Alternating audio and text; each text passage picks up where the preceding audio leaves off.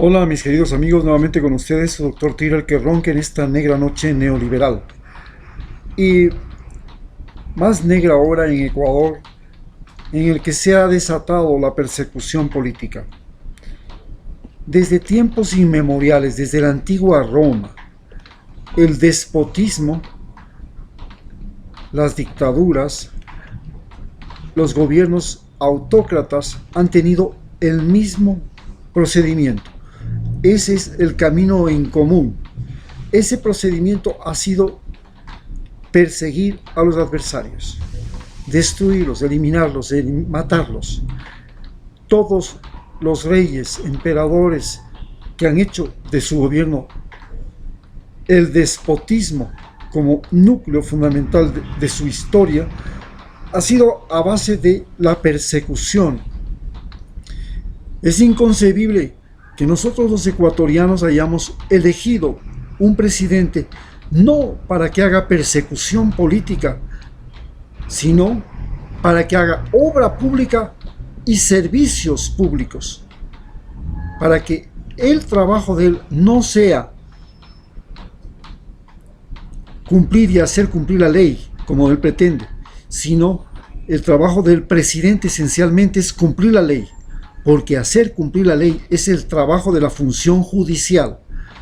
Pero él, con el fin de perseguir a sus enemigos, y perseguir a sus enemigos consiste en la justificación de su gobierno, ha hecho que el gobierno de Lenin Moreno se convierta en un gobierno déspota.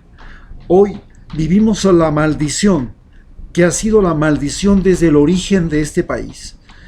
Cuando nacía este país, se dijo, último día de despotismo respecto al gobierno colonialista de España y primer día de lo mismo respecto al nuevo gobierno de la naciente República de Colombia y luego de la naciente República del Ecuador. Entonces, vivimos hoy lo mismo. ¿Cómo fue posible que un presidente al que todos los elegimos para que cumpliera con su plan de gobierno, que consistía en 250,000 casas, 250,000 puestos de trabajo por año, la paz social, es decir, la conciliación a través del diálogo, que era su propuesta fundamental y básica, haya terminado en una mentira? Primero, no hay la conciliación social. Su gobierno se dedicó a la persecución política. A esa persecución política le pusieron un nombre: descorreización. ¿Y por qué lo hizo? Porque tenían tres elementos fundamentales. El uno, el complejo psicológico y físico que tiene respecto a Rafael Correa. Era una revancha contra un presidente que hacía gala de su condición física y de su capacidad intelectual y preparación, frente a un presidente que sentía todo lo contrario en sus piernas, la imposibilidad física, y todo lo contrario en su preparación intelectual.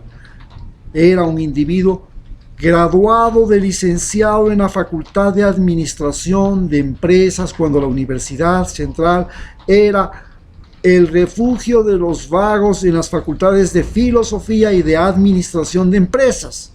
Ahí iban a parar todos los que no podían ingresar en ninguna otra facultad, y eso explica por qué entra a la Universidad Central 2 años antes que yo, estudia una carrera que solo tiene 4 años y termina 2 años después que yo.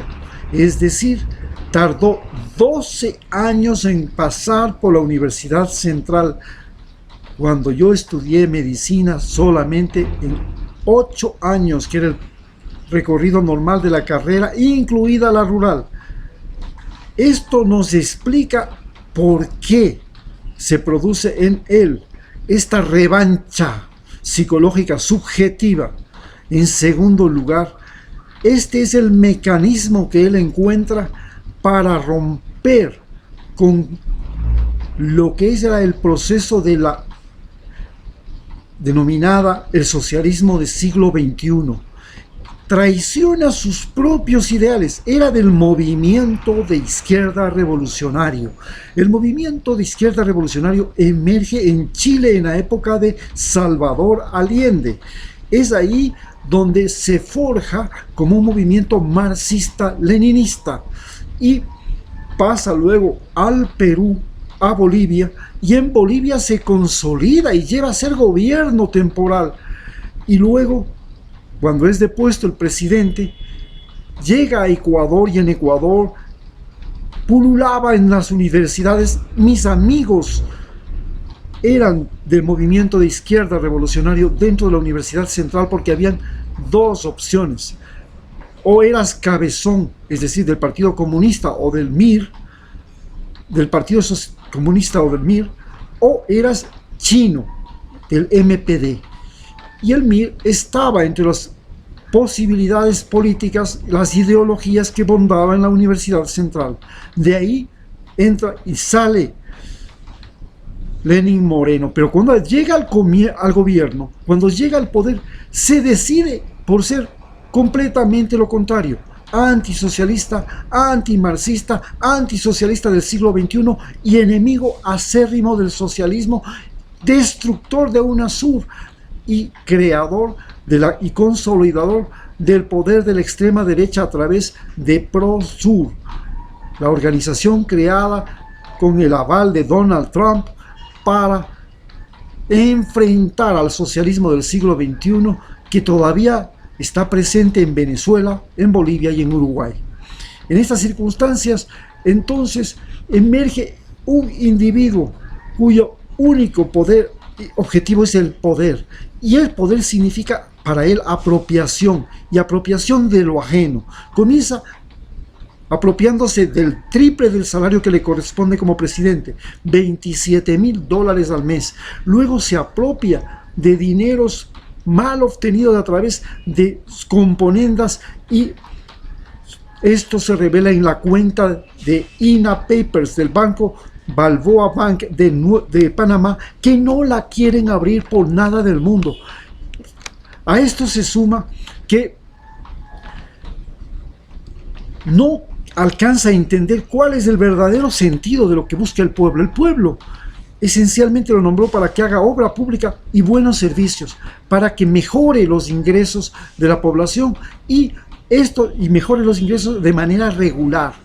Eso era la función más importante que le encargó el pueblo, pero él no la entendía, y tampoco pudo entender la Constitución. Y por eso la Constitución, ¿qué es lo que nos propone? La Constitución del 2008, que él mismo estuvo ahí a la cabeza de producirla, proponía la igualdad, una mejor distribución de la riqueza, leyes, justicia, y era el ejercicio del poder de la voluntad de la mayoría. Era una jurisdicción, una constitución creada para proponer que la voluntad de la mayoría sea el motivo y la razón de ser de un Estado. Y esto generaría un proceso de igualdad, no de igualdad económica, no de igualdad social, de igualdad de posibilidades. Y esto era lo que él le pedía la Constitución a él.